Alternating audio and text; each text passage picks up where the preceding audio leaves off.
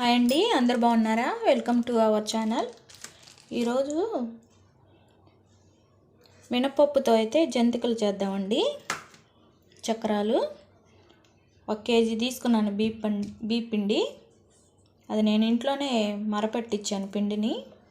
ఇందులోకి వాము ఒక 2 స్పూన్లు, ఒక 2 స్పూన్ల వరకు నూగులు, తెల్ల నూగులు. ముందుగా వచ్చేసి 1/2 కేజీ తీసుకున్నానండి. కేజీ బీప్ పిండికి 1/2 కేజీ మినపగుళ్ళు. వీటిని శుభ్రంగా కడిగి కుక్కర్లో ఒక 4 విజిల్స్కి పెట్టుకుందాం. అలా 2 సార్లు కడిగి నీళ్ళు పోసి విజిల్స్. పప్పు అయితే కడిగేసాను, నీళ్ళు పోసి విజిల్కి పెడుతున్నాం. ఒక 4 విజిల్కి పెట్టుకున్నాం. స్టవ్ ముట్టించి కుక్కర్ అయితే స్టవ్ మీద పెట్టాను. ఒక 4 విజిల్స్ రానిద్దాం. పప్పు ఉడికేలోగా మనం పిండి అయితే కలుపుకుందాం. 1 కేజీ తీసుకున్నాను బీప్ పిండి. అది నేను ఇంట్లోనే మరపట్టించానండి.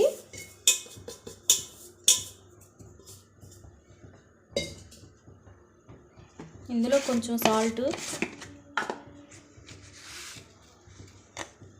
1 స్పూను,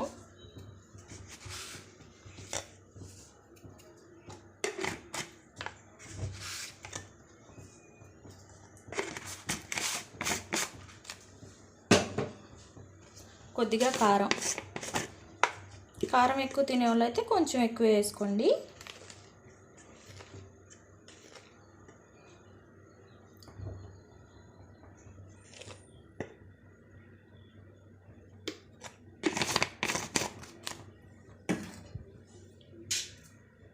కొద్దిగా ఒక 2 స్పూన్లు నూగులు,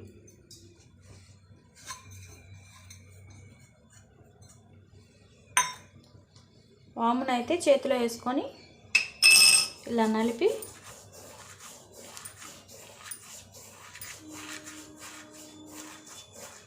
కొద్దిగా రఫ్ చేసి వేస్తే ఈ మినపగుళ్ళతో చేసే జంతికలు తినడం వల్ల కడుపు నొప్పి రాదండి. పిల్లలు కూడా మంచిగా తినవచ్చు. ఎన్ని తిన్నా ఏమవదు, కడుపు నొప్పి రాదు, గ్యాస్ కూడా ఉండదు. శనగపిండితో చేసే కన్నా ఇలా మినపపప్పుతో చేస్తే చాలా టేస్టీ, గుల్లగుల్లగా బాగా వస్తాయి. ఇందులో కొంచెం నెయ్యి కాసుకొని కానీ, లేదంటే వేడి చేసుకున్న కొద్దిగా ఆయిల్ కానీ వేసి కలుపుకుందాం. నేనైతే నెయ్యి వేసి కలుపుదాము. నేనైతే కొంచెం ఒక 2-3 స్పూన్ల వరకు నెయ్యి అయితే కాచిన నెయ్యి అయితే వేస్తున్నానండి. కాచిన నెయ్యి అయితే వేసాను. పిండిలో బాగా కలిసే వరకు కలుపుకోవాలి. నెయ్యి లేకపోయినా కాచిన నూనె అయినా వేయచ్చు, లేదంటే కొంచెం బటర్ అయినా వేయచ్చు. ఈ నెయ్యి వేయటం వల్ల టేస్ట్ అయితే ఇంకా బాగుంటాయి. బాగా గుల్లగుల్లగా వస్తాయి, కరకరలాడుతూ బాగుంటాయి. పిండి అంతా బాగా కలిసే వరకు కలుపుకోవాలి. 3 విజిల్స్ వచ్చాయండి. ఇప్పుడు దీన్ని మిక్సీ పట్టుకుందాం. కొద్దిగా ఆరాక పప్పు బాగా మెత్తగా ఉడికిందో లేదో చూసుకుందాం.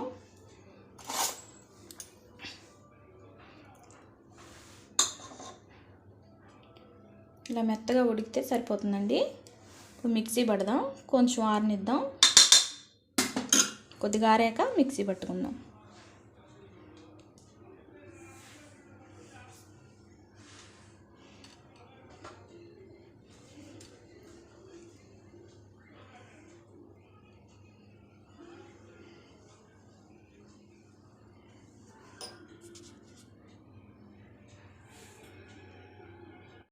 పప్పు అయితే మెత్తగా ఉడికిందండి.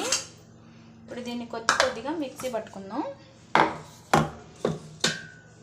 మినపప్పుతో ఒకసారి మీరైతే ట్రై చేయండి. పప్పు అయితే మెత్తగా ఉడికింది. మిక్సీ పట్టుకుందాం కొంచెం వేసుకొని. ఈ పప్పులో కొంచెం ఎక్కువ వాటర్ ఉన్నాయి అనుకోండి, ఆ వాటర్ కూడా మనం పిండి కలుపుకోవడానికి వాడుకోవచ్చు. నాకైతే లేవు.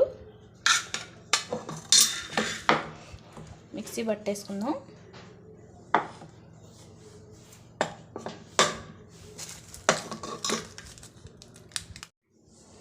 మిక్సీ అయితే పట్టేసాను. మెత్తగా పట్టుకోవాలి, ఎక్కడ బరక కూడా లేకుండా. ఇప్పుడు ఇది పిండిలో వేసి మంచిగా కలుపుకుందాం, పిండి అంతా కలిసే వరకు.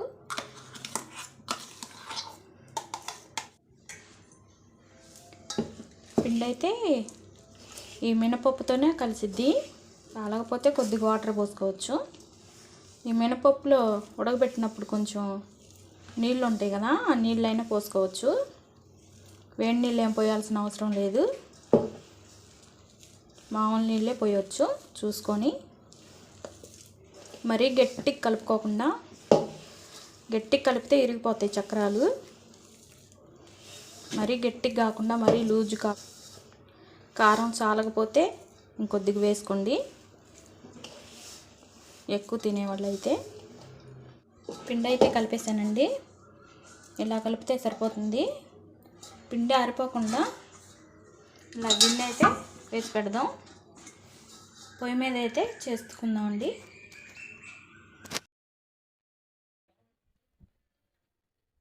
పొయ్యి అయితే ముట్టించి ఆయిల్ అయితే వేసామండి.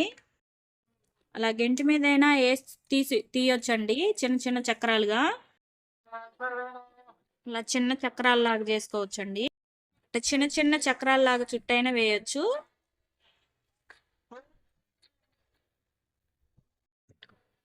ఒకటైతే వేసిందండి,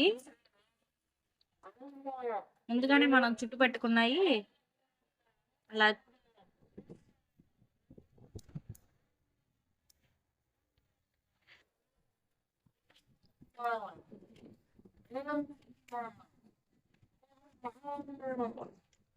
అవి ఎక్కువ కలర్ కావండి. అవి బాగా కాలాయంటే పైన వచ్చే ఆ నురుగంతా తగ్గితే బాగా కాలినట్టే. నురుగైతే తగ్గిందండి, ఇప్పుడైతే తిప్పుకోవచ్చు. తిప్పింది. అవి కలర్ అయితే బాగా రావు, ఇంకింతే. ఒకటైతే వేస్తుంది.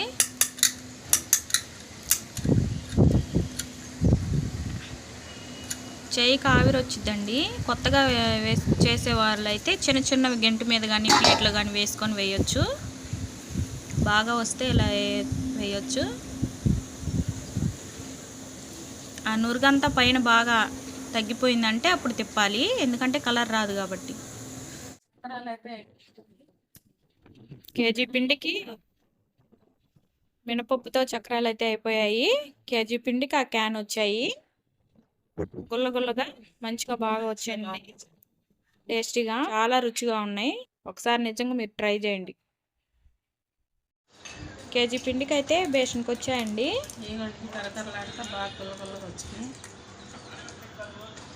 రుచి అయితే మామూలుగా లేదు. మినపప్పుతో చక్రాలు అయితే చాలా టేస్టీగా ఉన్నాయండి. ఒకసారి మీరు నిజంగా ట్రై చేయండి. గుల్లగుల్లగా చాలా బాగున్నాయి. పిల్లలైతే చాలా ఇష్టపడతారు. కడుపు నొప్పి కూడా రాదు. ఎన్ని చక్రాలు తిన్నా కడుపు నొప్పి రాదు, తినాలనిపించింది. గ్యాస్ కూడా ఉండదు, ఇంకా తినాలనిపించింది. అంత రుచిగా ఉన్నాయి. అందులో మనం నెయ్యి వేసి చేసాం కాబట్టి ఇంకా బాగున్నాయి. బాయ్ అండి.